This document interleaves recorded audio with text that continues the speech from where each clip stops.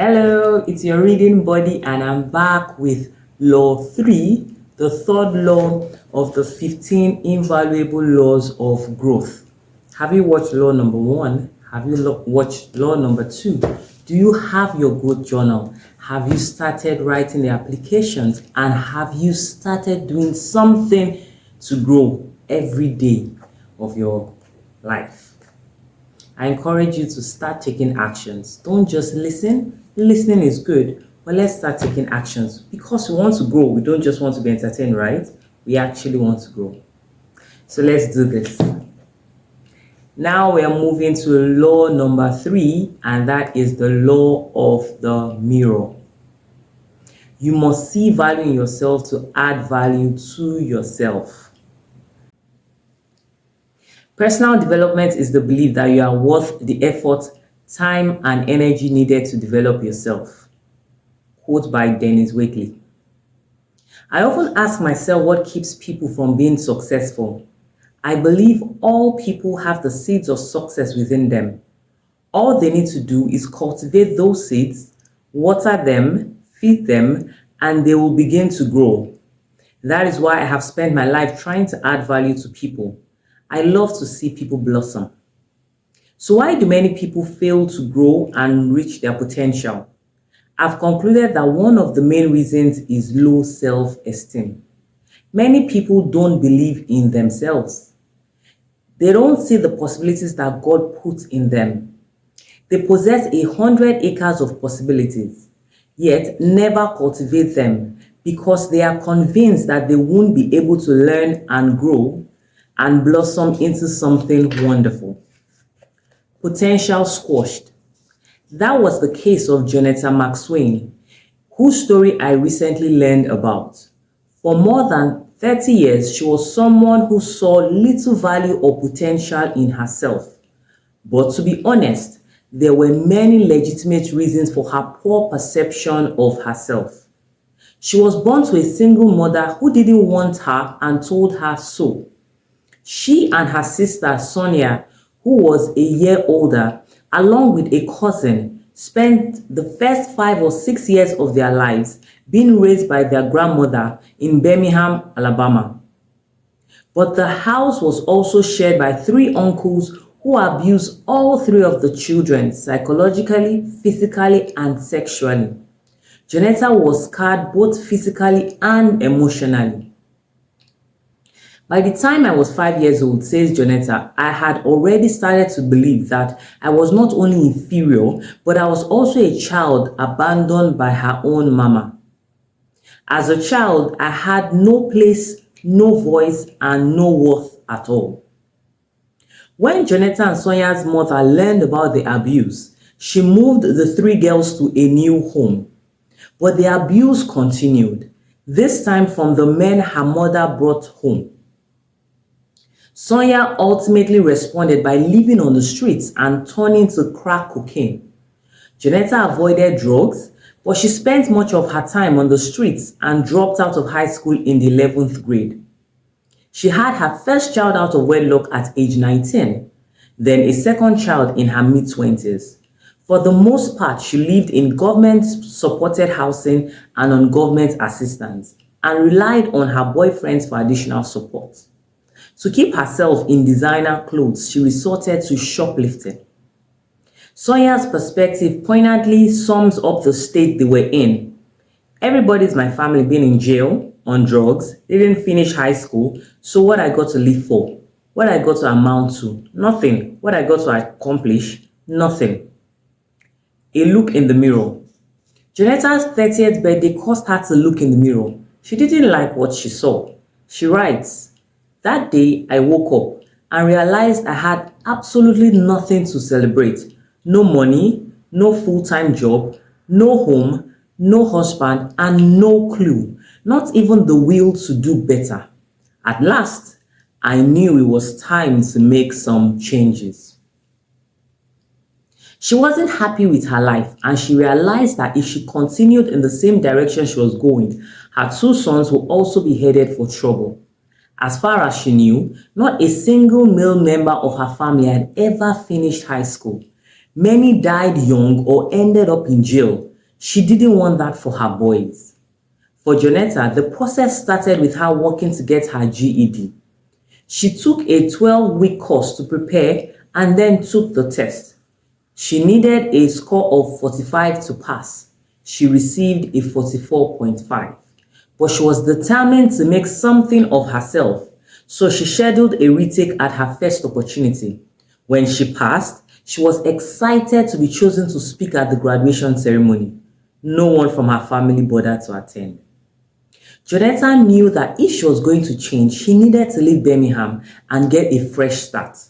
And she wanted to do something no one in her family had ever done: go to college. She decided to move to Atlanta, Georgia, and was motivated by a profound thought: I get a chance to be anyone I want to be. It took her almost 3 years to pull it off, but she made the move. Soon afterwards, she enrolled in Kennesaw State University, deciding to take more than a full load every semester. She was 33 years old when she started school. She was street smart, but not very book smart, at least not at first. That intimidated her in the beginning, but for the first time in her life, she was determined to better herself, and soon she realized she could do it. I realized I didn't have to be smart, Jonetta explains. I just had to be determined, motivated, and focused. This came with a high price tag for me. I had to exchange my thinking. I had to think like a smart person. Not only did she study hard and stay focused, but she also sought out the smartest person in each of her classes and asked to study with her. Soon she was studying and thinking like the best students in the school. She also maintained the vision she had for her future. At the beginning of every semester, she went to the bookstore on campus and tried on a cap and gown, looking at herself in the mirror and imagining what it would be like to graduate. One day, when a classmate was talking to her, she had a realization. The classmate was saying, I don't love myself, I'm a nobody. Jonetta responded, you sure can love you if I love me. And that's when it hit her, maybe for the first time. I realized I loved myself. She had changed. She was turning into the person she wanted to be, that she was created to be. Jonetta completed the work for a bachelor's degree in 3 years. Then she enrolled in graduate school, where she earned a master's degree in social work. Currently, she's working towards earning her doctorate. I went for something that society told me you can't do, says Jonetta. Oh yes, I can. The power of positive self-esteem. Jonetta's story is a powerful example of what can happen in a person's life when she recognizes her value and begins to add value to herself. In Jonetta's case, she was motivated by the desire to help her children, and she began to add value to herself first and later saw the value in herself. It doesn't matter which occurs first, one feeds the other. What matters is that the cycle of value starts. If you don't realize that you have genuine value and that you are worth investing in, then you will never put in the time and effort needed to grow to your potential. If you are not sure you agree with that, then consider the following. Self-esteem is the single most significant key to a person's behavior. Often have I heard my friend Zig Ziglar say, it's impossible to consistently behave in a manner inconsistent with how we see ourselves. We can do very few things in a positive way if we feel negative about ourselves. Zig has a very practical, common sense wisdom that he has shared with people for years, but experts in the field agree with his assessment. Nathaniel Branden, a psychiatrist and expert on the subject of self-esteem, says, no factor is more important in people's psychological development and motivation than the value judgments they make about themselves. Every aspect of their lives is impacted by the way they see themselves. If you believe you are worthless, then you won't add value to yourself. Low self-esteem puts a ceiling on our potential. I'm well known for teaching the law of the lead from the 21 irrefutable laws of leadership. Imagine that you want to do something great in your life that impacts a lot of people. Perhaps you want to build a large organization. That desire, no matter how great, will be limited by your leadership. It puts a lid on your potential. Well, self esteem has the same kind of impact. If your desire is a 10, but your self esteem is a 5, you'll never perform at the level of a 10. You'll perform as a 5 or lower. People are never able to outperform their self image. As Nathaniel Branden says, if you feel inadequate to face challenges, unworthy of love or respect, unentitled to happiness, and fear assertive thoughts, wants, and needs, if you lack basic self trust, self respect, and self confidence, your self esteem deficiency will limit you no matter what other assets you possess. The value we place on ourselves is usually the value others place on us. A man went to a fortune teller to hear what she had to say about his future. She looked into a crystal ball and said, "You'll be poor and unhappy until you are 45 years old. Then what will happen?" asked the man hopefully. "Then you get used to it." I'm sorry to say, that's the way most people live their lives, according to what others believe about them. If the important people in their lives expect them to go nowhere, then that's what they expect for themselves. That's fine if you are surrounded by people who believe in you. But what if you are not? You shouldn't become too concerned about what others think of you. You should be more concerned about what you think of yourself. That's what Jonetta McSwain did. As she prepared for her move to Atlanta, her friends and family told her it will never happen. When she did move, they told her she will fail and return to Birmingham. Nobody really believed in her. She didn't care. She had her own solution. She says, "You don't have to accept what people say you have to be." Isn't that wonderful? If you put a small value on yourself, rest assured the world will not raise the price. If you want to become the person you have the potential to be, you must believe you can. Steps to build your self-image. I must admit that self-image has never been a problem for me. I grew up in a very positive environment and I've always believed that I could succeed. But I've worked with a lot of people who didn't. And I've been able to help some of them turn the corner and believe in themselves the way I believe in them. And I hope to be able to help you too, if that's your situation. To get started, please take to heart the following 10 suggestions. 1. Guard your self-talk. Whether you know it or not, you have a running conversation with yourself all the time. What is the nature of yours? Do you encourage yourself or do you criticize yourself? If you are positive, then you help to create a positive self-image. If you are negative, you undermine your self-worth.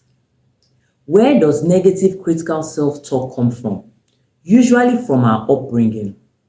In their book, The Answer, businessmen authors John Assaraf and Murray Smith talk about the negative messages children receive growing up. They write, by the time you are 17 years old, you've heard "no you can't" an average of 150,000 times. You've heard "yes you can" about 5,000 times. That's 30 no's for every yes. That makes for a powerful belief of "I can't." That's a whole lot to overcome. It's one of the reasons it took Jonetta McSwain 30 years to start believing she could change. From an early age, she had been made to feel valueless. If we want to change our lives, we have to change the way we think of ourselves. If we want to change the way we think of ourselves, we need to change the way we talk to ourselves. And the older we are, the more responsible we are for how we think, talk, and believe. Don't you have enough problems in life already? Why add to them by discouraging yourself every day with negative self-talk? When I was a child, my favorite story was The Little Engine That Could. Why? Because I found it so encouraging. I used to read it over and over, and I used to think, that's me. I think I can too. You need to learn to become your own encourager, your own cheerleader. Every time you do a good job, don't just let it pass. Give yourself a compliment. Every time you choose discipline over indulgence, don't tell yourself that you should have anyway. Recognize how much you are helping yourself. Every time you make a mistake, don't bring up everything that is wrong with yourself. Tell yourself that you are paying the price for growth and that you will learn to do better next time. Every positive thing you can say to yourself will help. Number two, stop comparing yourself to others. When I started my career, I looked forward to the annual reports from the organization showing statistics for each of its leaders. As soon as I received them in the mail, I'd look for my standing and compare my progress with the progress of all the other leaders. After about 5 years of doing that, I realized how harmful it was. What happens when you compare yourself to others?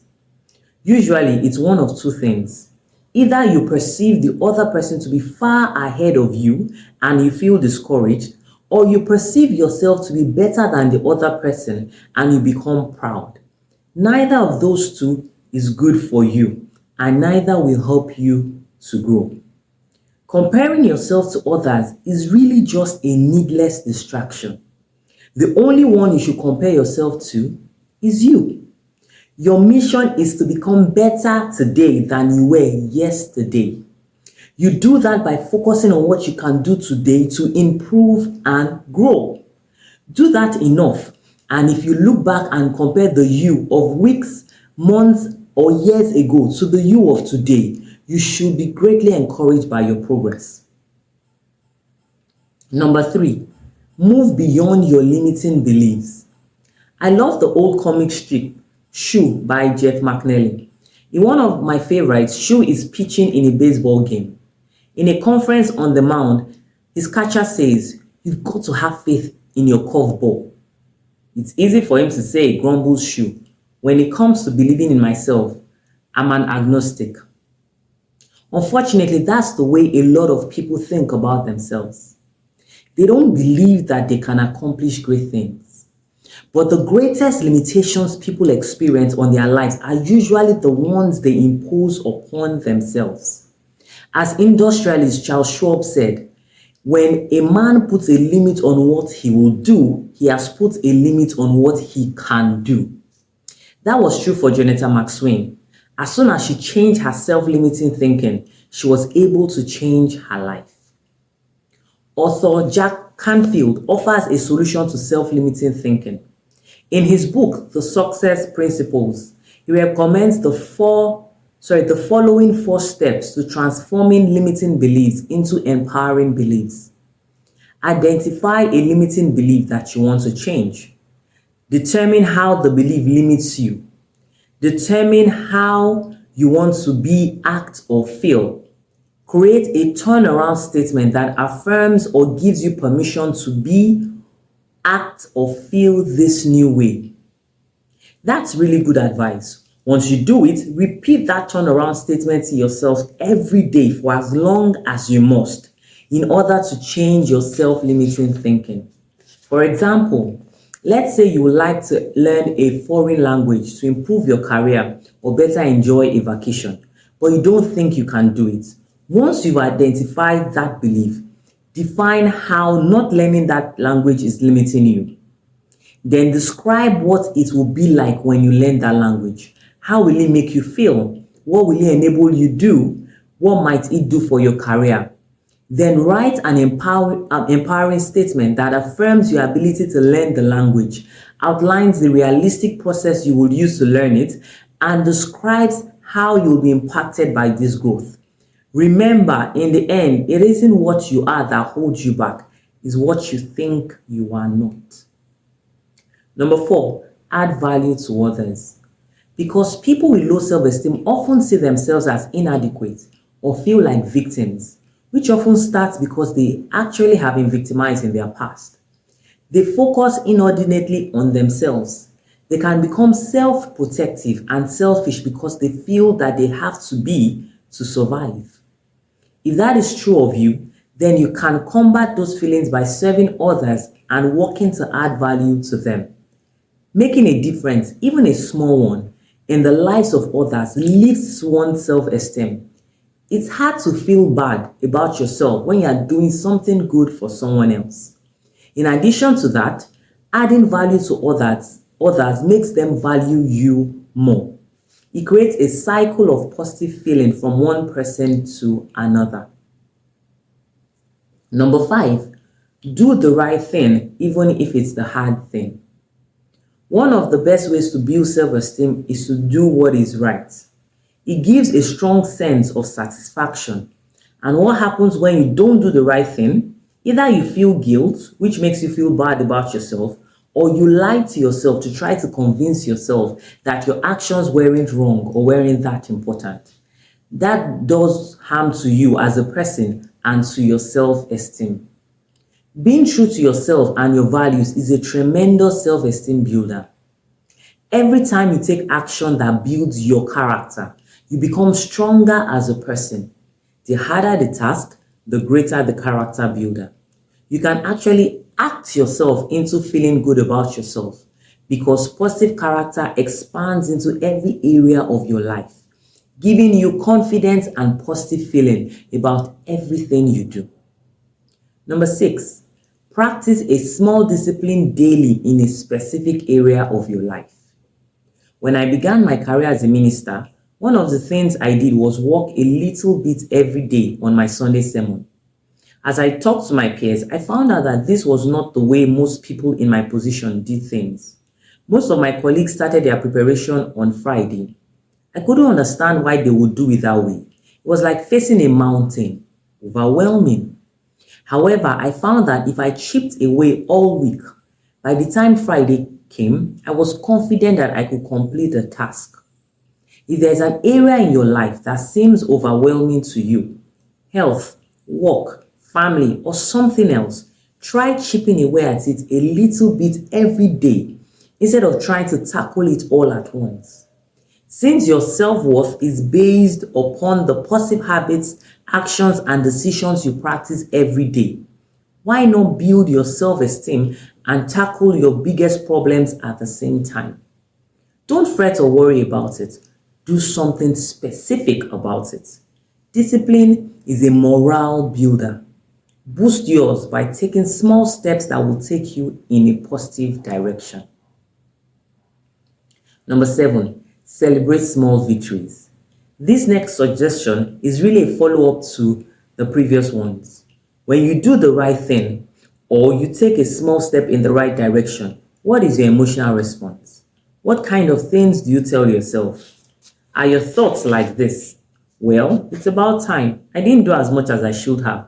That wouldn't make a difference. It's hopeless. I'll never succeed. Or are they more like this? It's good that I did that. I did the right thing. Good for me. Every little bit helps. I'm that much closer to success. If your thinking runs more like the first list, then you need to change your thinking. I have to admit, I have no trouble celebrating small victories. Then again, I have no trouble celebrating big victories either. I just love celebrating. You should too.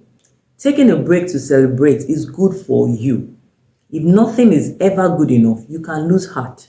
Celebrating encourages you. It helps to inspire you to keep going. Don't underestimate its power. Number eight, embrace a positive vision for your life based on what you value. When Reese Witherspoon won the 2006 Oscar for Best Actress for her portrayal of June Carter Cash in Walk the Line, she quoted June Carter Cash saying, "People used to ask June how she was doing, and she would say, 'I'm just trying to matter.' I know what she means." We all want our lives to matter. That's hard to do when we don't believe we matter. If you have a positive vision for your life and you take action to fulfill that vision, then you will more readily recognize that your life matters. For example, Jonetta McSwain loved and valued her children, and she had a positive vision for them, one where they prospered and broke the cycle of violence perpetuated by the men in her family. Because of that, she took action to fulfill that vision. What do you value? What prompts you to see a positive vision for your life? If you don't have a vision, you are likely to be apathetic. However, if you tap into what you value and try to see what could be, it will inspire you to take positive action. And every positive action you take helps you to believe in yourself, which in turn helps you to take more positive action. Number 9, practice the one word strategy. A couple of years ago, I read a book by Kevin Hall called Aspire, which really inspired me. So much so that I wanted to meet the author, whom I found to be a delightful person. One of my favorite passages in the book communicates something Kevin does to help people grow. The first thing I do when I'm coaching someone who aspires to stretch, grow, and go higher in life is to have that person select the one word that best describes him or her. Once that person does that, it's as if he or she has turned a page in a book and highlighted one word. Instead of seeing 300 different words on the page, the person's attention and intention is focused immediately on that single word, that single gift. What the individual focuses on expands. Why do I like this practice of picking one word? Because it tells you a lot about how you think about yourself. Try it. If you could pick only one word to describe yourself, what would it be? I hope it's positive. If it is, it will help you go in the right direction. If it's not, then you need to change your word. Number 10, take responsibility for your life. We tend to get in life what we are willing to tolerate. If we allow others to disrespect us, we get disrespected. If we tolerate abuse, we get abused. If we think it's okay to be overworked and underpaid, guess what will happen? If we don't have a plan and purpose for our lives, we'll become a part of someone else's. It's no mistake that Janetta McSwain's life turned around when she took responsibility for herself and where she was, and decided to get control of her life and make positive changes. Those changes weren't easy, nor did they occur quickly. She had to dig herself out of a big hole, but she did it, and so can you. I wish I could sit down with you, hear your story, and encourage you specifically in your journey. If you've had a difficult time and you don't feel good about yourself, I want to tell you that you do have value. You matter. Your life can change and you can make a difference. No matter what kind of background you have or where you come from, no matter what traumas you've suffered or mistakes you've made, you can learn and grow. You can become the person you have the potential to be. You just need to believe in yourself to get started. And every time you take a step, think a positive thought, make a good choice, practice a small discipline, you are moving one step closer. Just keep moving forward and keep believing. Applying the law of the mirror to your life. Number 1, make a list of all of your best personal qualities. If you have positive self-esteem, then this will probably be easy for you. If you don't, it may be a struggle. Don't give up. If needed, spend days or weeks creating the list. Don't stop until you have written 100 positive things about yourself. If it took you a long time to create that list, then you need to spend time every day reading through it to remind yourself of your value. Remember, if you do not value yourself, you will have a very difficult time adding value to yourself. Using this list as a springboard, decide on the one word that best describes you. Make this word your North Star so you begin adding value to yourself. Number 2, few things impact a person's self-esteem more than the way they talk to themselves on a day-to-day basis. Are you aware of how you talk to yourself? Keep track by using your smartphone or carrying an index card so you can tally the number of times each day this week that you think something positive or negative about yourself. In addition, You can ask close friends or family members to tell you whether they think you see yourself in a favorable or unfavorable light. Number three, if you want to feel valuable, add value to others. How much time every day and every week do you spend focusing on others and adding value to them? Do you serve others through a volunteer organization? Do you mentor people?